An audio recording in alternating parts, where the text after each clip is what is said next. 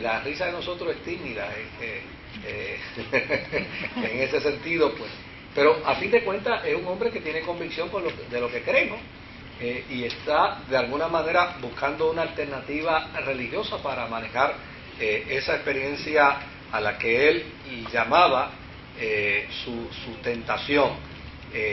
Luego afirmó que la vida monástica no era para destruir el cuerpo, fíjese.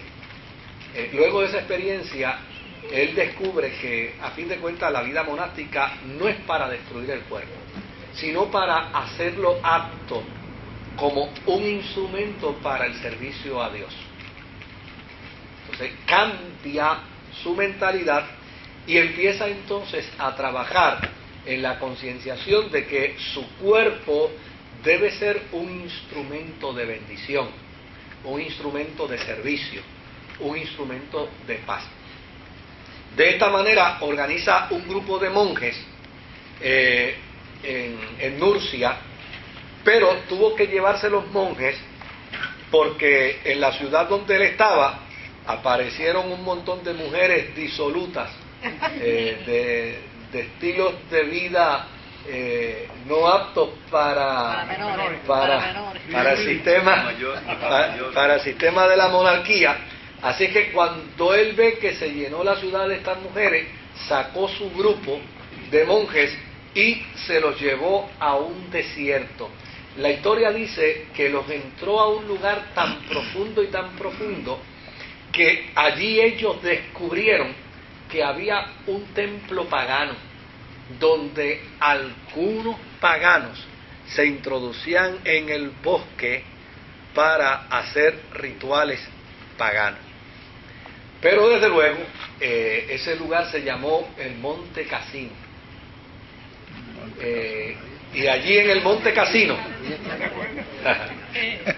¿verdad?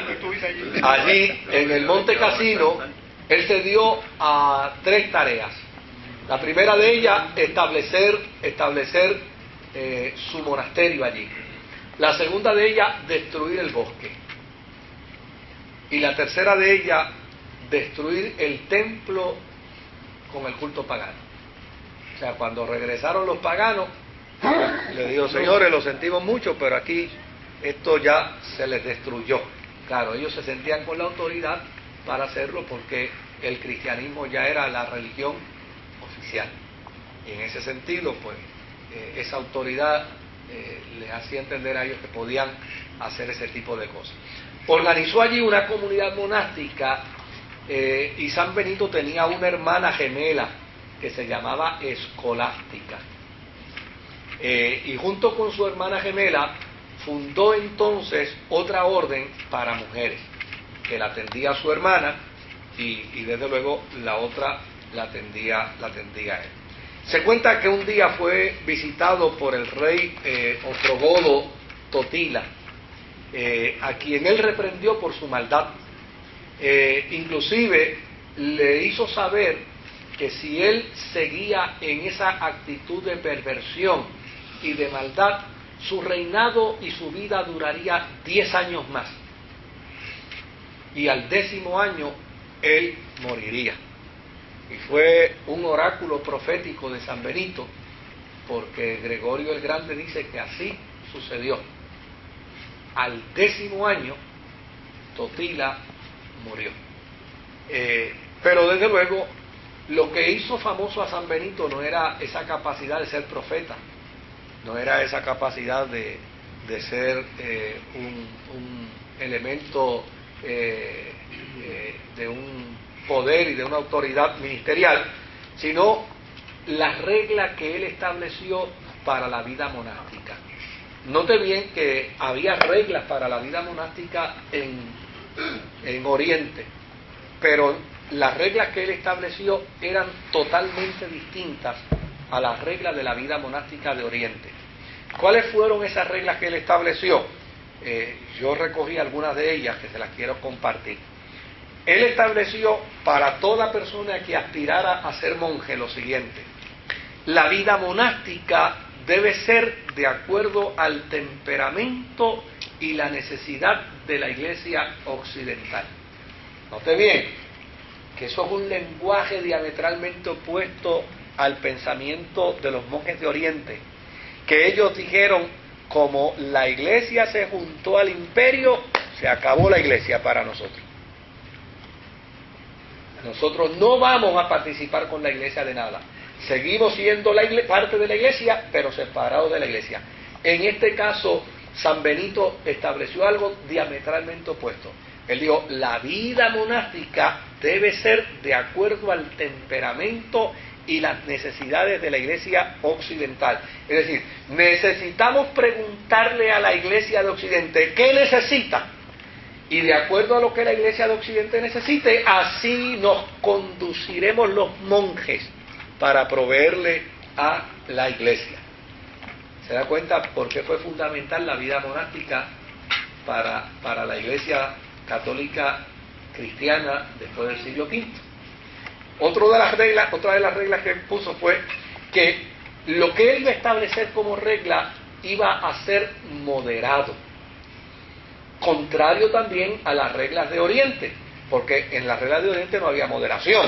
Había que ayunar hasta el desmayo, había que orar hasta el cansancio, o sea, había que estar separado total y absolutamente de la gente. Él dijo, no, mira, nosotros los monjes acá en Occidente vamos a actuar de una manera distinta. Nosotros vamos a orar, vamos a ayunar, pero todo esto con moderación, ¿sabe? No es que nos vamos a mandar para castigar el cuerpo, porque el cuerpo no debe ser castigado.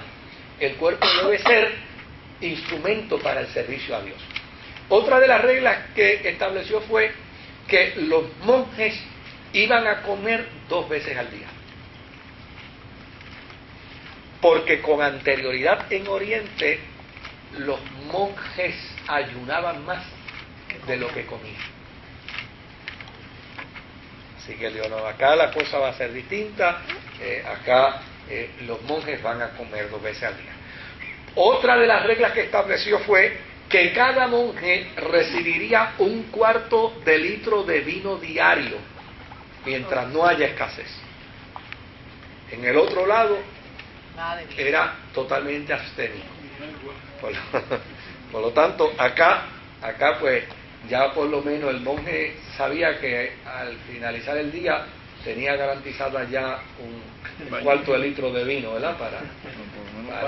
Para alegrarse el corazón, como dice el proverbio judío. Por el otro lado,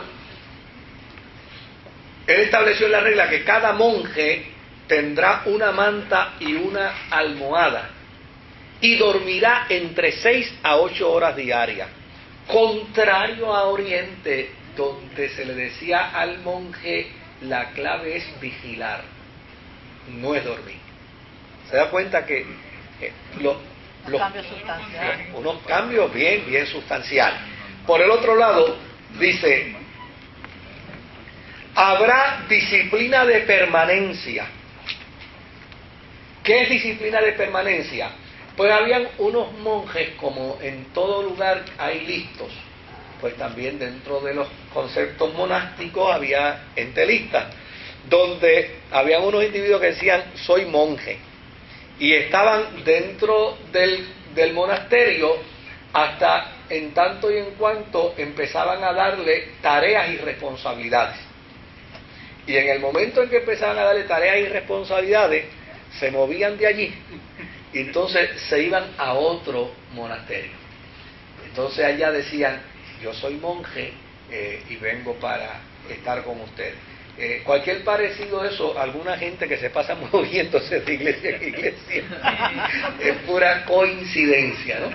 Pero a estos individuos, a estos monjes, San Benito le estableció en sus reglas, la regla de San Benito le estableció que tenían que ser monjes permanentes, es decir, una vez que entre, nunca más sales.